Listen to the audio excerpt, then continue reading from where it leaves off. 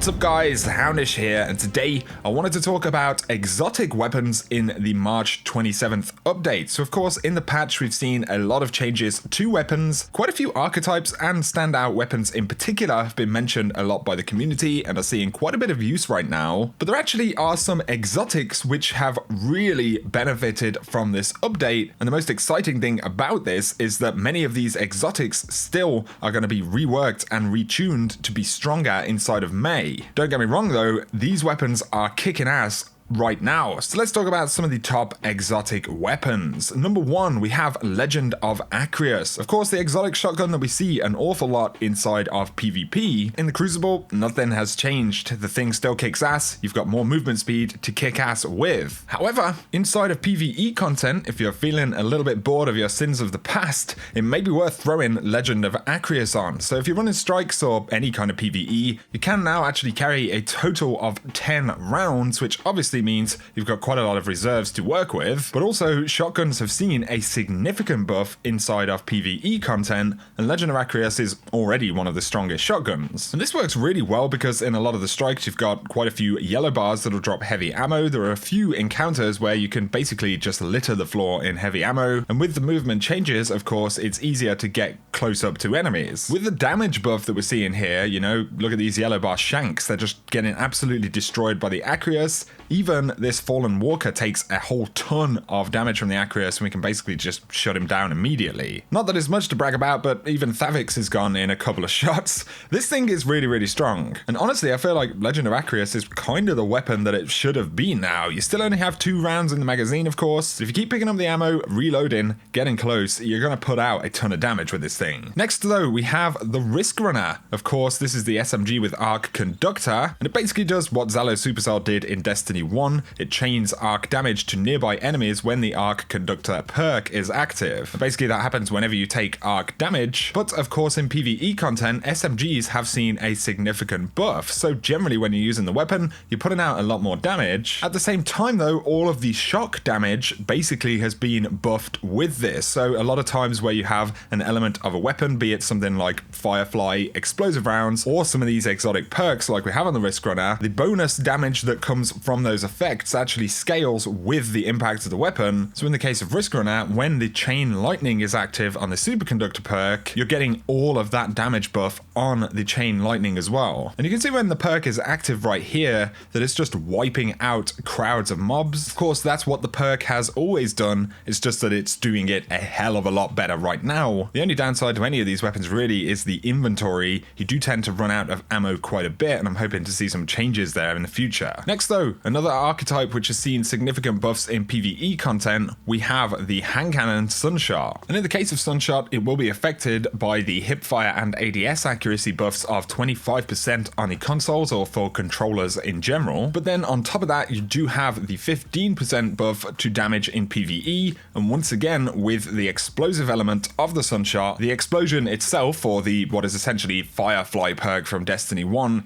is also receiving that scaled damage benefit. So the explosion now has become that little bit more lethal. You can regularly get, you know, double or triple downs in crowds of enemies. And I personally feel like it's taken, you know, a sizable step closer to the kind of Fatebringer status in terms of being able to do that, which was always the influence for the Sunshot. Outside of PvE though, you know, if you're in the Crucible, the bonus accuracy is certainly a good thing for the weapon. Of course, in this archetype lightweight frame, which is what the Sunshot basically is, you do have Dire Promise and the Old Fashioned and things like that, but even versus those hand cannons, with the Sunshot in particular, if you want to fire the weapon quickly, I find it to be one of the more consistent hand cannons in PvP. On top of this, Sunshot is getting a sizable exotic buff coming up in May, so honestly, it's worth trying out. You can see the kind of direction that some of these pieces of gear are going in terms of power. Up next though, this one's going to be predictable. It's the Vigilance Wing. So of course, this one is now the dominant weapon inside of PvP, and it's one that we weren't anticipating was really, you know, all of a sudden going to absolutely go off. But basically this pulse rifle received all of the buffs that high impact frame pulse rifles receive. So the rate of fire was actually increased, as well as the damage pretty substantially in PvE and PvP, but with this one being a 5-round burst, you know, its DPS potential is pretty crazy. And alongside that buff, Vigilance Wing now has the fastest time to kill inside of Destiny 2 PvP for a primary weapon. You can actually 2-burst with this thing. Even when you don't get the 2 bursts, you know, you're going to regularly 3-burst while missing critical hits. And even if we just flash to Destiny tracker real quick right there, Trials, of course, has gone live for this weekend. We've had people inside of PvP all week. Look at that, PvP meta overall, Vigilance Wing seeing the most use at 9.7%. So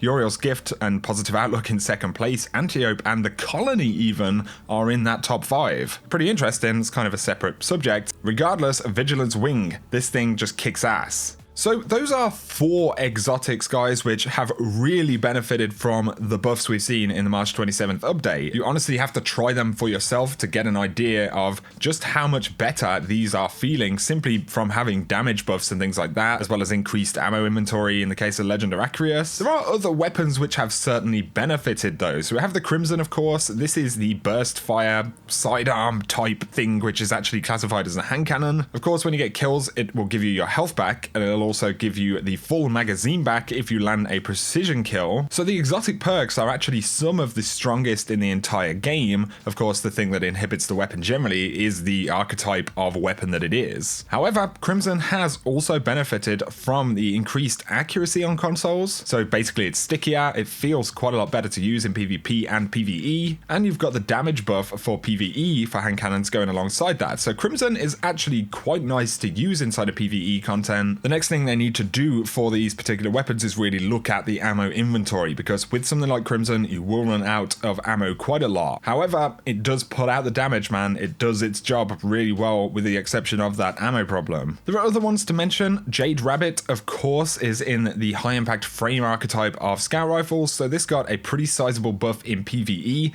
and then a sizable damage buff to the archetype itself. So overall it's stacking quite a lot more damage than what it was previously, and this will be noticeable in PvE content. I don't personally rate the class of weapon that Jade Rabbit is in. In Destiny 2 especially, low rate of fire scout rifles are not very good at all in my opinion. However, there is a noticeable difference with the Jade Rabbit. So for fans of this kind of scout rifle, you know, you keep your distance, you let that scout rifle do its job at that kind of range, and it is in a much better spot than what it was. So it's worth mentioning the Rat King, of course, because sidearms got a pretty substantial PvE damage buff, and it feels pretty fun to use. Of course, you have the exotic invisibility when you actually get a kill on reload. One thing I haven't done is tried it again with a team, because of course, you know, you have a group of people and the weapon gets more powerful, and you can notice the increase in performance via the damage buff on the weapon. So those may be 3 which you might want to try out regardless, but those top 4, man, Legend of Arius, Risk Runner, Sunshot, and Vigilance Wing have really seen some good changes in this update, so I recommend that you try them out. Once again, in a few weeks time in May, we are going to see a major exotic rework in the game. Many of the weapons on this list are going to be affected in a substantial way, so if you look at how they're performing now, and even more changes coming to these weapons soon, as well as the way Vigilance Wing is performing in PvP,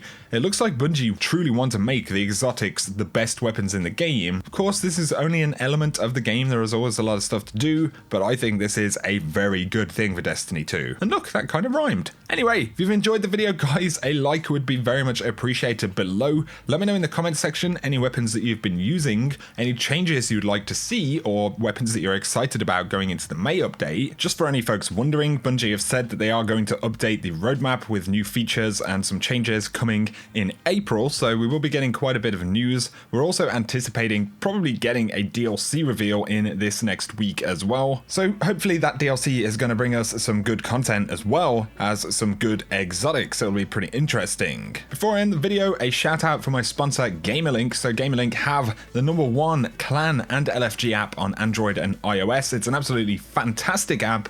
You can use it for LFG for Destiny 2 for trials and raids and things like that. It's even better for forming consistent teams. It's got a lot of clan features. You can keep in touch, plan your gaming sessions and all of that kind of stuff. Plus you can get an awesome Houndish badge when you sign up for the app using my link below. So if that sounds interesting to you, I definitely recommend that you check it out. For now though, guys, as always, I appreciate you watching, and whatever you do, I hope you have an awesome day.